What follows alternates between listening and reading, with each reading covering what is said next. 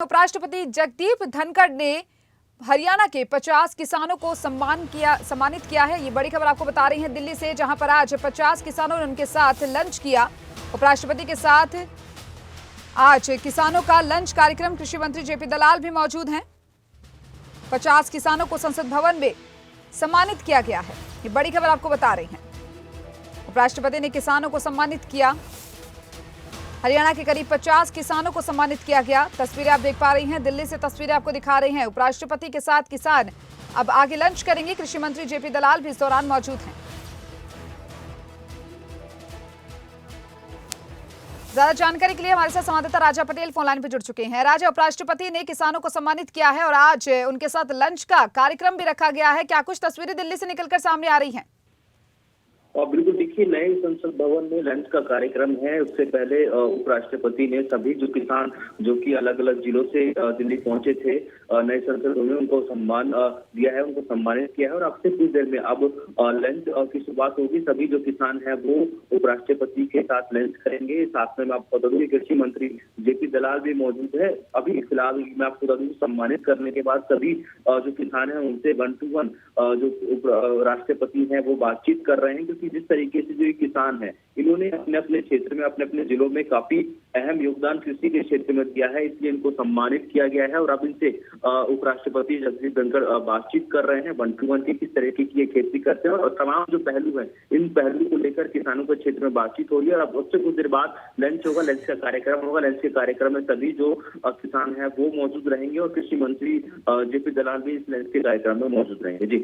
जी राजा, इसी के साथ ही जानना चाहेंगे, आपने बताया कृषि मंत्री इस दौरान मौजूद रहेंगे और उनके साथ ही और कौन कौन दिग्गज और वरिष्ठ इस कार्यक्रम में मौजूद हैं? बिल्कुल, देखिए, अभी जो सभी जो किसानों के साथ कृषि मंत्री जो कि हरियाणा से जेपी दलाल वो मौजूद हैं। उप राष्ट्रपति जगदीप धनखड़ की बात करें वो मौजूद हैं और सभी जो अधिकारी हैं दिल्ली कृषि भवन के वो मौजूद है। जिस तरीके से अभी सम्मान समारोह सभी किसानों का चल रहा है, जैसे कि मैंने आपको पहले बताया कि ये जो किसान है अपने अपने जिले में किस तरीके से खेती करते हैं। जो सभी किसान, ये 50 के करीब किसान हैं, इन सभी किसानों ने एक मुकाम हासिल किया है कृषि के क्षेत्र में। अपने अपने क्षेत्र में इन सभी को हरियाणा सरकार भी पुरस्कृत कर चुकी है और उसी कड़ी में ये सम्मान समारोह दिल्ली के नए संसद भवन में चल रहा है। अब उसके बाद लंच का कार्यक्रम होगा। सभी किसानों के साथ उपराष्ट्रपति जगदीप धनखड़ और कृषि मंत्री जेपी दलाल लंच करते नजर आएंगे। जी चलिए, बहुत बहुत शुक्रिया आपका राजा, तमाम जानकारी को साझा करने के लिए। और किसान के हित के लिए इनका दिल धड़कता है। और राज्यसभा में मेरे कक्ष में इन्होंने जितनी बातें की हैं 50% किसान आधारित की हैं।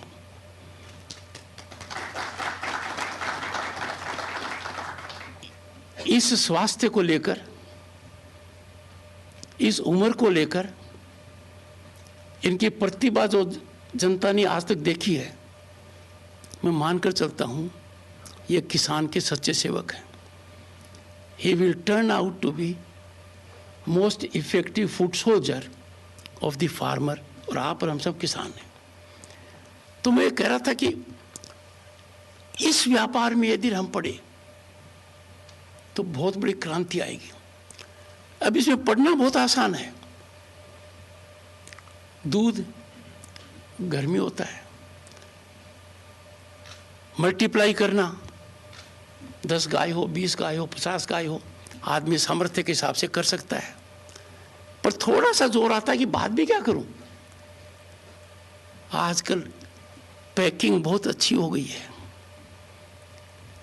इको फ्रेंडली हो गई है, लोगों को विश्वास होता है उसके अंदर। यदि अगर आप और माननीय प्रधान सचिव को मैं आग्रह करूंगा कि सोशल मीडिया के ऊपर वो श्रेष्ठतम जो डेयरी हैं उनमें टेक्नोलॉजी का कैसे उपयोग करते हैं, कैसे चारा खिलाते हैं, कैसे पशु को पानी पिलाते हैं, कैसे पशु की एक्सरसाइज होती है, कैसे दूध निकाला जाता है, कैसे बीमार होती है तो इलाज किया जाता है, वो डालेंगे तो बहुत बड़ा ज्ञान होगा। इस पर ध्यान दीजिए। सब्जी का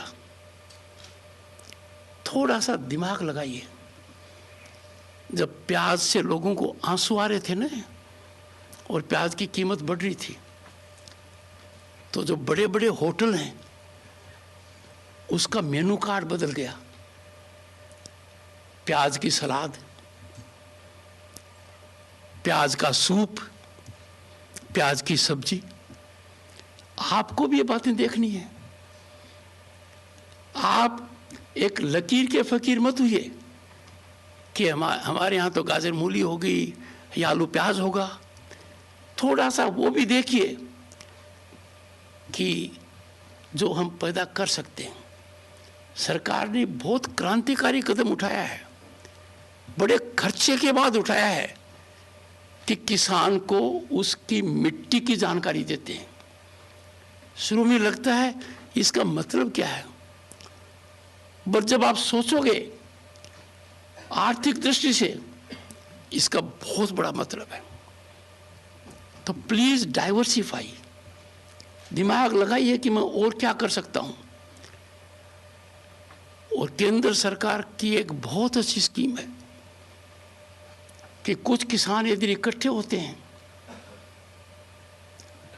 तो मोटी सहायता देते हैं। वो 15 करोड़ तक की सहायता देते हैं। आप मिलकर ये काम कीजिए। ये एक बात। वैल्यू ऐड करना, किसान पनीर कैसे बनाए, आसान है, कोई करिश्मा नहीं है जो पनीर बनाते हैं, ठीक हो जाएगा। दूसरा, सब्जियों का मैंने कहा। अब रही बात सबसे महत्वपूर्ण, गेहूं, दाल, चावल पैदा करते हैं और हम बेच देते हैं। और बेचते उस समय है जब सभी बेचते हैं।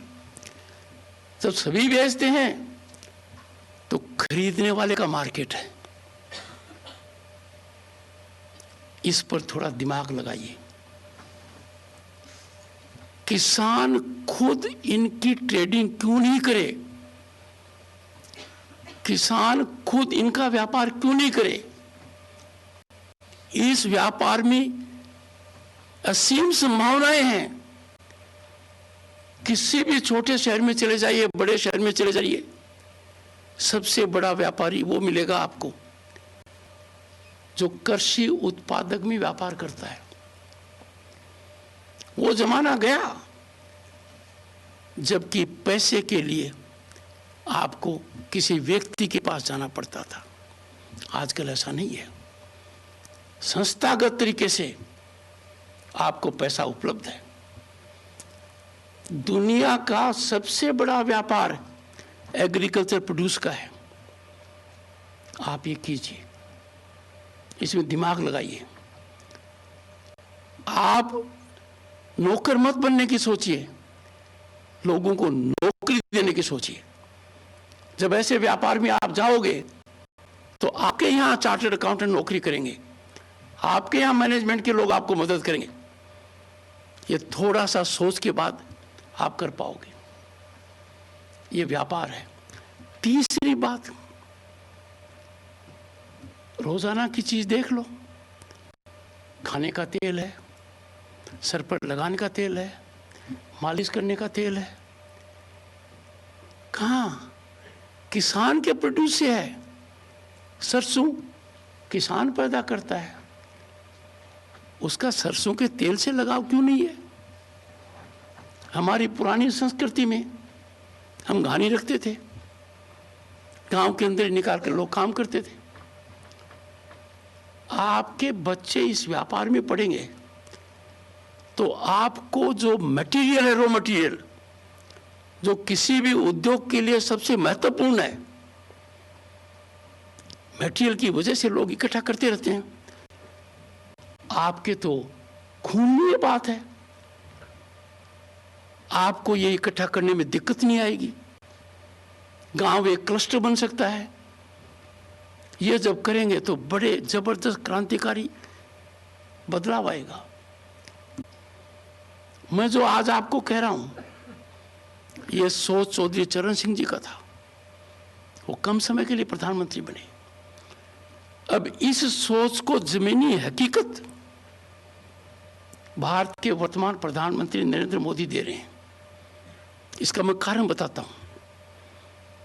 किसान को सहायता देते हैं साल में 3 बार, चाहे किसी भी स्तर का किसान हो, और पीएम किसान निधि के तहत 2,50,000 करोड़ से ज्यादा सहायता मिल गई, वो एक बात है। पर गांव का बदलाव देखिए, आदमी की सोच देखिए। पहला, हर घर में टॉयलेट। इसका सबसे ज्यादा असर कहां पड़ा है? ग्रामीण व्यवस्था पर पड़ा है। हमारे परिवार के अंदर एक नई व्यवस्था पैदा हुई है कि हर घर में टॉयलेट। क्यों इतने पैसे खर्च कर कर हर गांव में इंटरनेट? कोई सोच है ना कि इंटरनेट होने से आप लोगों का जीवन कितना सुलभ हो गया है। देखिए, आज के दिन बड़ी कार कंपनी को देख लो, जो टैक्सी है, उनके पास न तो टैक्सी है न ड्राइवर है, उनके पास दिमाग है। अब उस प्लेटफॉर्म से ही वो पूरा व्यापार करते हैं।